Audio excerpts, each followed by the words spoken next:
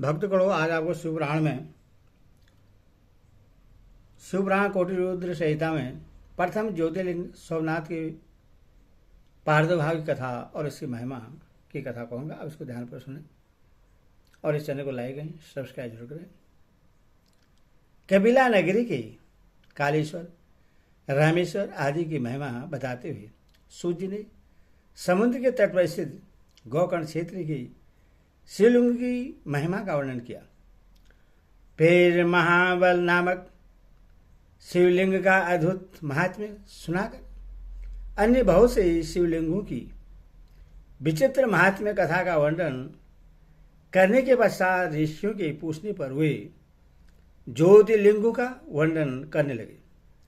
सूत जी बोले, ब्राह्मणों, मैंने सदगुरु से जो कुछ सुना है वह ज्योतिर्लिंगों का महात्म्य तथा उनके पारगट्य का प्रसंग अपनी बुद्धि के अनुसार संक्षेप से ही सुनाऊंगा। तुम सब लोग सुनो। मुने, ज्योतिर्लिंगों में सबसे पहले सोमनाथ का नाम आता है, अतः पहले उन्हीं के महात्म्य को सावधान होकर सुनो। मुनीश्वरों, महावना प्रजापति दक्ष ने अपनी अश्विनी आदि 27 कन्याओं का विवाह चंद्रमा के साथ किया था। चंद्रमा को स्वामी के रूप में पाकर वे दक्ष कन्या विशेष शोभा पाने लगी तथा चंद्रमा भी उन्हें पत्नी के रूप में पाकर निरंतर सुशोभित होने लगे। उन सब पत्नियों में भी जो रोहिणी नाम की पत्नी थी, एकमात्र वही चंद्रमा को जितनी प्यारी थी उतनी दूसरी कोई पत्नी कदापि प्यारी नहीं हुई। इससे दूसरी स्त्रियों को बड़ा दुख हुआ। वे सब अपने पिता की शरण में गई। वहां जाकर उन्होंने जो भी दुख था उससे पिता को निवेदन किया। दीजो, वह सब सुनकर दक्ष भी दुखी हो गए और चंद्रमा के पास आकर शांतिपूर्वक बोले। दक्ष ने कहा, कलानिधि, तुम निर्बल कुल में उत्पन्न हुए हो। तुम्हारे आश्रय में रहने वाली जितनी स्त्रियां हैं उन सब के प्रति तुम्हारे मन में न्यूनाधिक भाव क्यों है? तुम किसी को अधिक और किसी को कम प्यार क्यों करते हो? अब तक जो किया सो किया, अब आगे फिर कभी ऐसा विषमतापूर्ण बर्ताव तुम्हें नहीं करना चाहिए, क्योंकि उसे नरक देने वाला बतलाया गया है। सूत जी कहते हैं, महर्षियों, अपने दामाद चंद्रमा से स्वयं ऐसी प्रार्थना करके प्रजापति दक्ष घर को चले गए। उन्हें पूर्ण निश्चय हो गया था कि अब फिर आगे ऐसा नहीं होगा, पर चंद्रमा ने प्रबल भावी से विवश होकर उनकी बात नहीं मानी। वे रोहिणी में इतने आसक्त हो गए थे कि दूसरी किसी पत्नी का कभी आदर नहीं करते थे।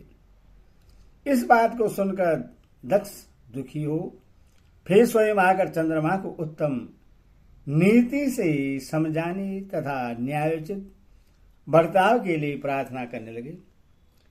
दक्ष बोले, चंद्रमा सुनो, मैं पहले अनेक बार तुमसे प्रार्थना कर चुका हूं, फिर भी तुमने मेरी बात नहीं मानी, इसलिए आज सांप देता हूं कि तुम्हें क्षय का रोग हो जाए।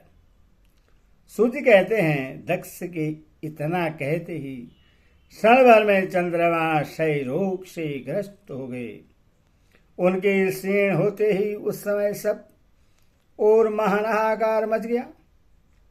सब देवता और ऋषि कहने लगे कि हाय हाय, अब क्या करना चाहिए? चंद्रमा कैसे ठीक होंगे?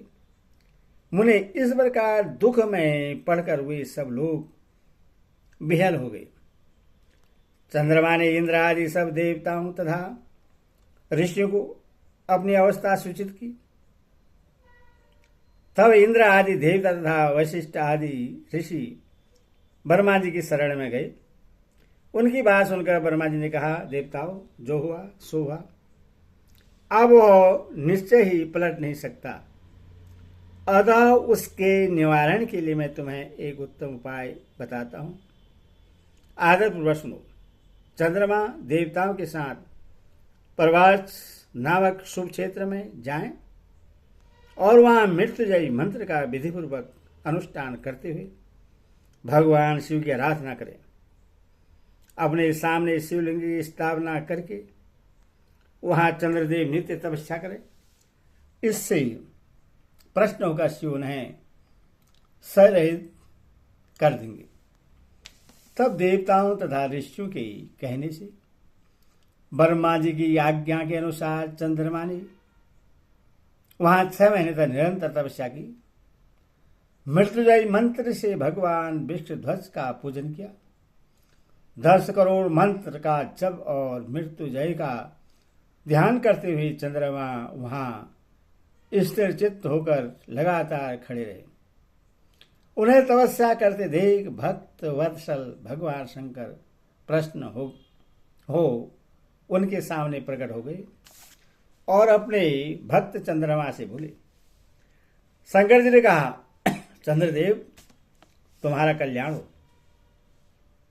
तुम्हारे मन में जो अभिष्ट हो वह वर मांगो। मैं प्रश्न हूं, तुम्हें संपूर्ण उत्तम वर प्रदान करूंगा। चंद्रमा बोले, देवेश्वर, यदि आप प्रश्न हैं तो मेरे लिए क्या असाध्य हो सकता है। तथा हो शंकर, आप मेरे शरीर के इस क्षय रोग का निवारण कीजिए। मुझसे जो अपराध बन गया हो उससे क्षमा कीजिए। शिवजी ने कहा, चंद्रदेव, एक पक्ष में प्रतिदिन तुम्हारी कला क्षीण हो और दूसरे पक्ष में फिर वह निरंतर बढ़ती रहे। तदंतर चंद्रमा ने भक्ति भाव से भगवान शंकर की स्तुति की। इससे पहले निराकार होते हुए भी वे भगवान शिव फिर साकार हो गए। देवताओं का प्रश्न हो उस क्षेत्र के महात्मा को बढ़ाने तथा चंद्रमा के यश का विस्तार करने के लिए भगवान शंकर उन्हीं के नाम पर वहां सोमेश्वर कहलाए और सोमनाथ के नाम से तीनों लोकों में विख्यात हुए। ब्राह्मणों, सोमनाथ का पूजन करने से वे उपासक के क्षय तथा कोढ़ आदि रोगों का नाश कर देते हैं। ये चंद्रमा धन्य हैं, कृत्य हैं, जिनके नाम से तीनों लोकों के स्वामी साक्षात भगवान शंकर भूतल को पवित्र करते हुए प्रभात क्षेत्र में विद्यमान है। वही संपूर्ण देवताओं ने सोमकुंड की भी स्थापना की है, जिसमें शिव और ब्रह्मा का सदा निवास माना जाता है। चंद्रकुंड इस भूतल पर पापनाशन तीर्थ के रूप में प्रसिद्ध है। जो मनुष्य उसमें स्नान करता है वह सब पापों से मुक्त हो जाता है। क्षय आदि जो असाध्य रोग होते हैं वे सब उस कुंड में 6 मास तक स्नान करने मात्र से नष्ट हो जाते हैं। मनुष्य जिस फल के उद्देश्य से इस उत्तम तीर्थ का सेवन करता है उस फल को सर्वदा प्राप्त कर लेता है, इसमें शेष नहीं है। चंद्रमा निरोग होकर अपना पुराना कार्य संभालने लगे। इसी प्रकार मैंने सोमनाथ की उत्पत्ति का सारा प्रसंग सुना दिया। मुनीश्वरों, इस तरह सोमेश्वर लिंग का प्रादुर्भाव हुआ है। जो मनुष्य सोमनाथ के प्रादुर्भाव की इस कथा को सुनता अथवा दूसरों को सुनाता है वह संपूर्ण अभिष्ट को पाता और सब पापों से मुक्त हो जाता है। ओम नमः शिवाय। भक्तगणों, आगे शिव कथा अगले वीडियो में सुनाऊंगा।